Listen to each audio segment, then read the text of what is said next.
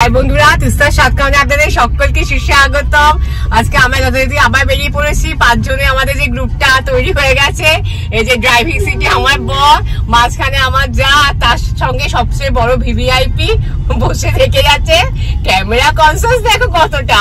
আর ওই দিকে হচ্ছে আমার ননদ, এই দিকে হচ্ছে দেও। দেখা যাক কোথায় যাওয়া যায়। দিকশুন্নপুরের উদ্দেশ্যে বেরিয়ে পড়েছি এখন আমরা। ঋষু বলো বাবা।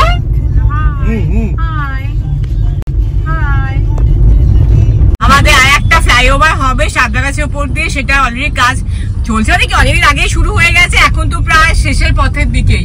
এদিকটা দেখো। হ্যাঁ 2029 না 2027 শেষের দিকে। হ্যাঁ 27 শেষের দিকে একটা ফ্লাইওভার। ও তখন আরো জুপ জুপ করে বেরিয়ে যাবো। এইটা পুরোটাই হয়ে যাবে, এটা পুরোটাই বানিয়ে নিয়েছে, অধিগ্রহণ করে নিয়েছে। পুরোটাই তো ওই কমার্শিয়াল কমার্শিয়াল স্পেস, তারপর সব যেমন ওই স্কুল টুল, এখানে স্কুল হবে, হ্যাঁ ওই সব জায়গা যেমন সোসাইটি করে দিয়েছে না যেমন। আর এইখানটা তোমার এটা তোমার এটা থাকবে রাস্তা এরকম আর কি।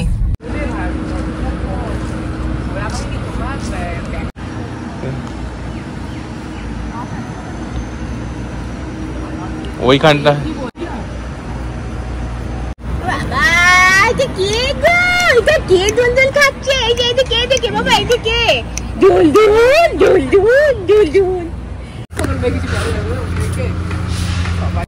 খুব সুন্দর লাগছে। অ্যাকচুয়ালি আমাদের ফ্ল্যাটে এই প্রথমবার আমরা হচ্ছে রাত্রিবেলা এলাম, তো এইরকম টাইমে এলাম প্রথমবার। এতদিন জাস্ট এমনি এসেছি, ভিজিট করে চলে গেছি।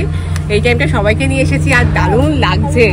হালকা হালকাটা হালকা হাওয়া দিচ্ছে, পুকুরে ঠান্ডা ঠান্ডা, তার সাথে আলো জ্বলে গেছে। তো আজকে এই করবো তো আমরা, এখন ভোগ খেতে হবে না এখন কোথায় সরে ওদিকে দাও। কটা বাজে এখন? এখন ভোগ খেতে যাবো। তোমার দাদায় কথা দেখো, বার করে দেবে না, টাইম তো লেগেই যাবে আমাদের পৌঁছাতেই তো। বললেও ঘেঁটি তো বার করে দেবে। এখন ভোগ করতে গেলে তাদের রান্নাই হয়নি। তারপর একটা সুপার ন্যাপ নিয়ে নি। হ্যাঁ হ্যাঁ, আরে গাড়ি রাখবো তারপর যাবো না, গিয়ে ফ্রেশ হবো। ওদের 8টা 8:30 হয়ে যাবে হতে হতে। আরে একবারে নেমে খেয়ে চলে আসবো, আবার বাড়ি যাবে, আবার আসবে একেবারে। হ্যাঁ সেই বেকার আবার ফ্রেশ হতে হবে, আবার আসা। একটু এই জন্য একটু এখানে টাইমটা কাটিয়ে, হ্যাঁ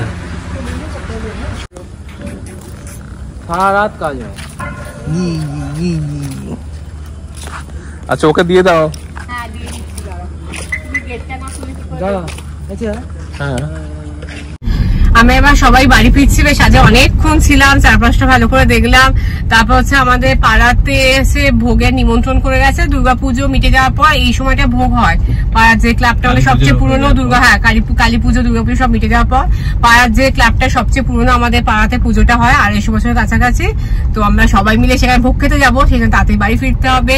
এই যে আমার জুশান বাবু ব্যাটারিটা এবার আস্তে আস্তে ব্যাটারি লো হয়ে গেছে, এতক্ষণ ধরে ঘুরে ঘুরে এবার আমরা বাড়ি ফিরছি। সেই জন্য তো রথের চাকানা ওই ভেতর দিকে রাখা থাকে রথটা। এটা যার প্রপার্টি ছিল, কতটা ছিল এটা বোধহয় তোমার ইয়েও ছিল, ওটা বোধহয় পোর্টেরও ছিল কিছু।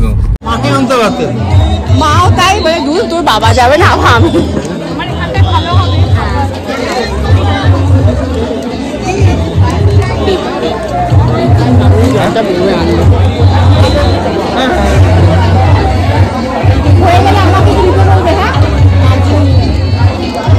তো ওই যে আমরা বলছিলাম না যে আমাদের পাড়াতে যে আজকে খাওয়া দাওয়া অনুষ্ঠান আছে, দুর্গাপুজোর পর প্রত্যেকবার হয়, তো সেই অনুষ্ঠানে খাওয়া দাওয়া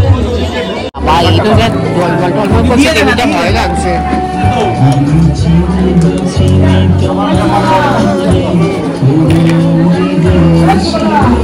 এই কাপড়টা একটু দেখে ভালোতে লাগছে। এই যে কাপড় যে রোয়াটা না ভালো লাগছে।